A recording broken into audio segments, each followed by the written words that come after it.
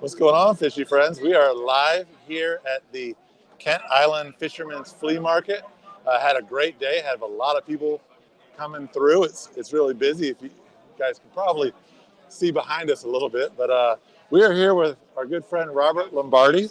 Hey guys. He's an avid kayak fisherman here in the area.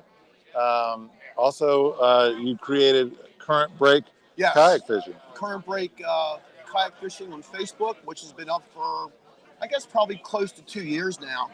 And it's something we created for inshore kayak fishing here in Maryland, which I thought there was a void for people to explore the Chesapeake, the backwaters, the creeks and the rivers. So that's sort of what we concentrate on and what I love to do. Sure. Well, kayak fishing is, really blown up over the last 10 or 15 years. Can you tell us about how you got into kayak fishing and maybe your story about fishing in general? Yeah, my story is not very unique. I mean, I'm an old boater, had a boat as well and running all over the place, chasing rockfish and everything else. And then, kids came along and the boat wasn't as practical as it used to be financially and otherwise. So I sort of set fishing aside for a number of years. And then I turned on the TV one day and there was a guy in a kayak fishing and I went, oh my God. And it was like this light bulb went off. So the family and I were going to Ocean City, to Assateague, and they had a kayak rental there. I said, well, I'm going to rent a kayak because I had never been in a kayak. And we rented it, my son and I, and one of my sons and I, and we went out. And I go, you know what? This is definitely doable. So shortly after that, I went out and bought a couple of kayaks at Dick's for $300 each, I think, $325 on sale. What was your first kayak that you? Oh, it was just a little sit on top from Dick's. I think I bought two of them for $600 or $650, one for myself and one for my wife. And I rigged them up as best I could, and off we went, and we were catching white perch within a week, I think.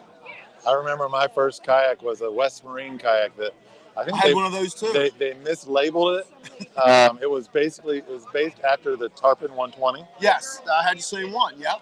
And it was a great kayak. It was. And I think they mislabeled it, and I bought it for $291 at the store. Yeah, that's a great price. Yeah, and I rigged the heck out of it. So let's talk about the evolution of that. So clearly you don't fish out of a Dick's Sporting Goods kayak anymore. No. The evolution of that was I went from the Dick's to the Tarpon, knockoff Tarpon, which did me well for a couple of years. And then I went to a Sea Ghost, which was a really nice boat. Vibe, right? Yes, Vibe, Sea Ghost, the 130, which is a long boat, paddles really well. And then the friends, the guys that I fish with, we all, like within a few months, we all went out and bought Hobies. Yeah. So we all went out and bought Hobie Pro Anglers. Took the big dive, right? Yeah, I took the big dive financially and otherwise. And I absolutely love that boat. I've been fishing on that boat ever since. It's the best. I wouldn't give it up for anything. So I really trust Robert's opinion when it comes to kayak fishing for sure. But I think a lot of people out there may be hesitant to pull the trigger on a boat like the PA-14. Yeah. Because of its size and its weight. Yeah. Do you have any tips for people that can help them be a little bit more comfortable about buying a boat of that size that they can get it off their pickup truck or what have you? Yeah, the boat itself it's pretty darn heavy, and I have a lot of stuff on it. In fact, I'm planning on making a walkthrough of the inshore setup on my Hobie Pro Angler 12. That's probably going to be coming out in a week or so. But there's a lot of stuff on there. There's two batteries. There's an electric motor. There's I carry 5 rods. Right. There's tackle, and the drive itself is heavy. It's probably fully rigged a couple hundred pounds. So you have to have some physical ability to move it in and out and transport it. Me personally, I have a pickup truck and I have a bed extender, and basically I go down the ramp and I unload it and I load it just as if it were a boat. It works out for me. But Do you have any like landing gear or anything on your? I keep landing gear in my truck for Okay. beach launches and things like Yeah. that. Not landing gear because that's a different animal, but inserted wheels underneath. But I don't use them very often because most of my launch positions I'm pretty choosy about, and generally they're generally on boat ramps, conventional boat ramps. So, Robert here is obviously a Hobie owner. Um, I will say, from my own personal experience with kayak fishing, Hobies are fantastic.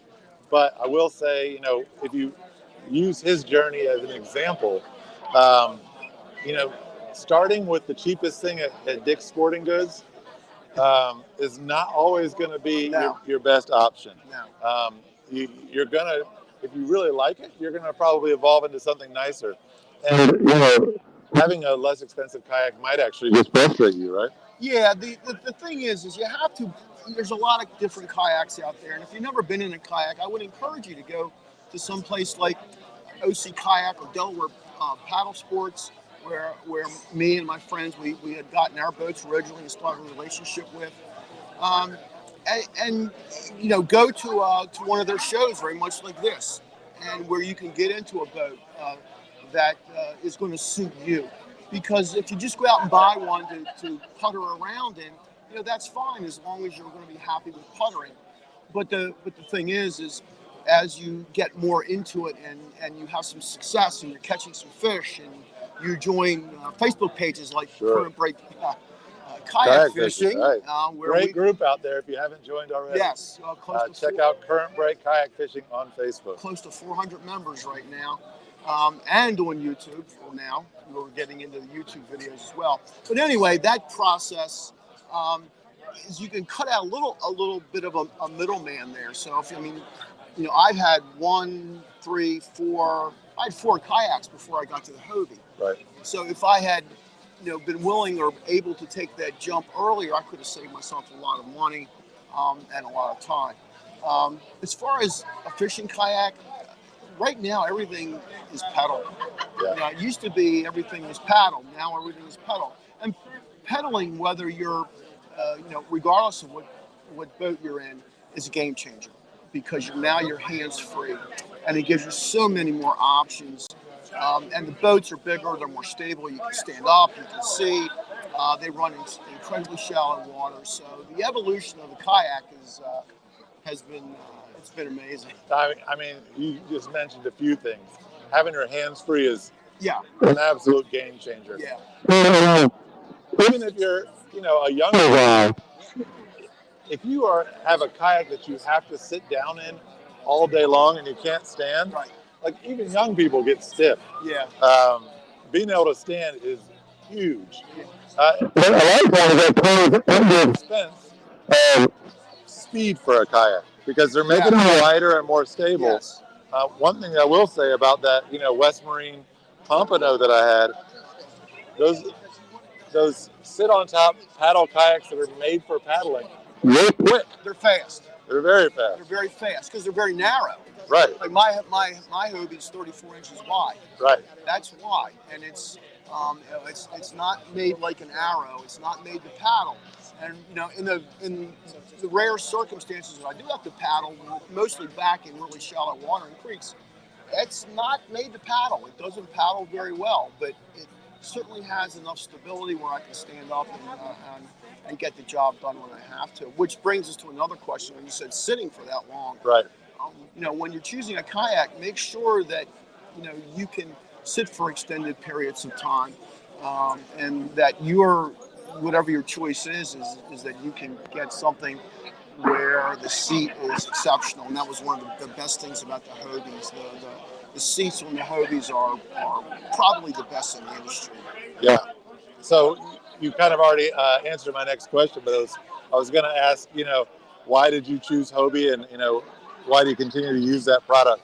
But the seat is very comfortable. It's stable. Yeah, all of that, and it's a tank.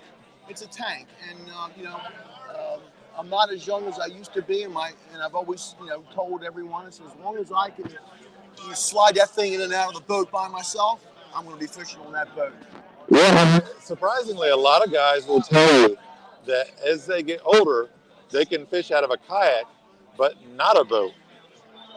You know, and I think that might be because it allows you to sit down. Yeah.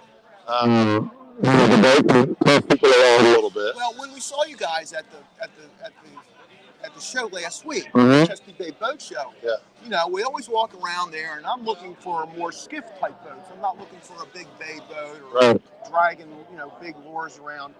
And my wife, you know, she says, well, you know what? You get rid of the camper, you can buy a boat. You got to get rid of the camper first. And, you know, and I think to myself, you know what? Well, we want a camper.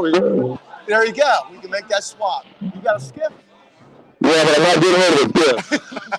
I have a 15-foot basket water. You probably absolutely love. Yes, yes. I think that's I think I saw that in one of your videos. Yeah, I love that boat. Honestly, it's pulled me away from kayak fishing a lot. Yeah. And I need to change that, but it's only a 15-foot boat, but it's like a kayak fishing a day 35 miles an hour. Yeah. You know, I can cover so much water, and the Chesapeake, it's valuable, you know. Because it's one thing that I will say about kayak fishing on the Chesapeake is that you're able to know your stuff, and to be able to pick a spot in your boat, because if you choose wrong, it's not like you can pedal 2 miles north. Well, yeah, launch point is absolutely essential, and that's why doing your homework is so essential. Right. I find myself increasingly going more down the eastern shore, down into Virginia, because there's lots of really quality launch sites down there in Accomack County. And if anybody has seen the last or one of the most recent videos I put on, I have a video on locating spots where I show you how to break down Google Earth and avionics and combine that information to really enhance your day on the water, because there's nothing worse than, you know, driving 3 hours and you're lugging all that stuff down there and getting on your kayak and floating around and not catching any fish or being underwhelmed. Well, if you do your homework and you prepare correctly, you can really assure yourself of having a great day on the water, which is really what Current Break is all about. Yeah, let's talk about that for a second. You brought up Google Earth and you brought up Navionics. To a newbie fisherman that's trying to get into that, learning how to do Google Earth or Navionics can be really overwhelming. Yeah. What would be, you know, a basic tip that could sort of flatten the learning curve for a new fisherman? Well, I think what I concentrate on, again, are backwaters and land launch locations. Right. So I think what you have to do is I think you have to concentrate on a single area. Somebody told me a long time ago when I got into kayak fishing is you can't be the jack of all trades. Find one body of water that you want to concentrate on that gives you some diversity. You can have bridges or some sort of structure, pilings, depth variations, grass, points, whatever you want to concentrate on, and become an expert in that area. And that's essentially, when I got to Hobie, that's what I decided to do. I chose an area that was relatively close to home, and I became, for me anyway, what I would consider an expert on that area. And during that process, I became an expert in lots of areas as a result of learning. Right. And that's what I try and do on the Facebook page, and I try and do on the YouTube channel, is give people a jump start on that. You know, find a place that appeals to you on a number of different levels and become an expert and fish the crap out of it. You know, and try different things, different baits, not just soft plastics, hard baits, and jigging and trolling and throwing and all sorts of things. Yeah. So Alan Batista talks about that a lot in his first book, about having sort of like your home field advantage. Absolutely. Yeah. You know? Yeah. And I think that that makes a lot of sense. So current break kayak fishing, you know, what areas can someone live in? Or like, what geographical areas are the focus of current break? Well, my geographic area, unfortunately, for me, because I live in Baltimore County is the Eastern Shore. My focus is really from Kent Narrows really down to the Chesapeake Bay Bridge Tunnel, and all points in between. So this is sort of where I've settled in. This is sort of where I love to fish. I can go down in Accomack County, Virginia, to any number of about 6 to 8 launch sites, and I'm the only guy there. I'm the only one fishing, and I can go and leave all day, and I can cover anywhere from 8 to 18 miles of water, and I can have a great day by myself. Speckled trout, lots of rockfish, occasional redfish, which don't come into that area as much as I would like. But that's really going to be my focus this year. So I'm really getting up in the shallows and the creeks, and yeah, I've heard good things. Expanding about some technique and getting up in there and looking for those redfish. So you brought up speckled trout, and I know that area down there is fantastic for speckled trout. From a kayak, what does your average rig look like? Let's go from reel to rods to terminal tackle. I carry at least 4, but usually 5 rods. I carry generally 1 bait caster. It's a 7-foot St. Croix Serrano Corrado bait caster.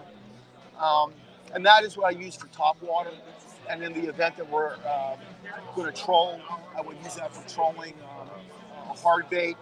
I carry 2 medium heavy JLS rods, and they have 3,000 pens on them.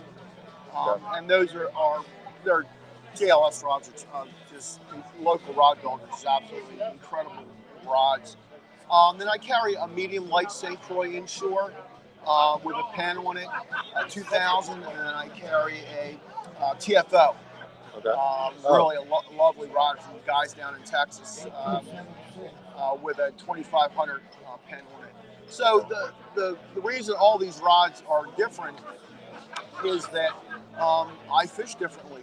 I mean, because you're never, that's one of the great things about a kayak is you're always fishing. Sure. So even when you're going to where you're going, you're fishing along the way. I tell people about that a lot, that from a boat, I don't like trolling.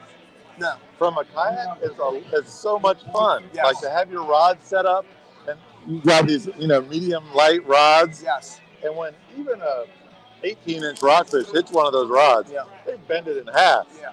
And it's like right in front of you and you see it. I never understand why people troll from a kayak with the rods behind them. No. Because, I mean, the best part to me is getting to see that strike. Well, one of my favorite techniques is I just take a 4 or 5 inch paddle tail on an 1/8 inch jig head, and I'm 10 feet off a mud bank, and I'm just dragging that thing at about 1.5 miles an hour. And that's basically how I locate fish a great deal of time. And then I'll swing back around and I'll pick 6 or 7 fish off of that point. It almost shouldn't even be called the same thing, because trolling from a kayak is so diametrically different than trolling from a boat, right, where you've got a broomstick and you've got a planer and you've got all this stuff. It's just completely a different game. But yeah, I mean, I really do want to get back into kayak fishing this year. Maybe we'll get to fish some together. Yeah, that would be great. Yeah. That would be great. Now, you mentioned Alan's book before. Alan's book, the first book, oh my God. It changed everything. It's like the Bible. It is. It is. Yeah. You ought to, I have all 3 books in my family room, and they're all highlighted.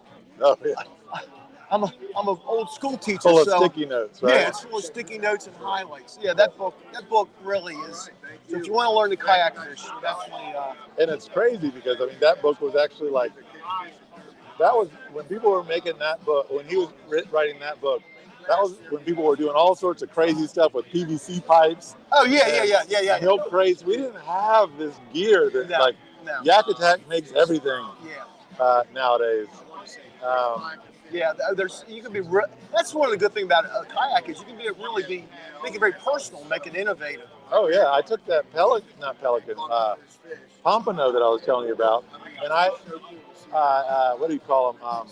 I used pop rivets to put on my gear tracks on both sides. You can't find a kayak nowadays that doesn't have gear tracks on it. Yeah. You know? My first kayak didn't have anything on it. Yeah. I mean, it was like a little bubble. It was like a little 8-foot bubble. I put so many holes in that pompano on the top. It used to scare me. I was like, this does not sound logical to put holes all in the top of a Didn't that kayak. make you nervous to drill holes in the Oh kayak? my God, yeah. Yeah, that was frightening. First time you do that? Yeah, because it doesn't make sense, right? Right, You're like, right. this is supposed to keep water out. Yes, I'm going to drill a hole in it. And it turns out all the newer kayaks that I have, that have nice seals and everything's already rigged, they still get water in them. Got to buy a Hobie. Got to buy the Hobie. We don't have a skin. I No. don't have skin in the game. Hobie doesn't No. sponsor us. I know. If you guys want to sponsor us, I'm not sponsored by anybody or anything. Yeah. Just me. But that's great. So, Current Break Kayak Fishing. Yes. You can find it on YouTube And Facebook. and Facebook. Yeah, our YouTube content's a little bit limited now because of the winter time. And literally it just started up. It was not something that I had really intended to do, but it just sort of morphed into something that's growing. So we're going to go with it. Well, it's been a pleasure. Check out Current Break. There's a ton of great information on there. Grant, Mike is distorting, says Brian. Well, all right, we're good now. We're done? Thanks so much, buddy. Thank you. I appreciate your time. That was fun, man. Yeah, thanks for stopping by.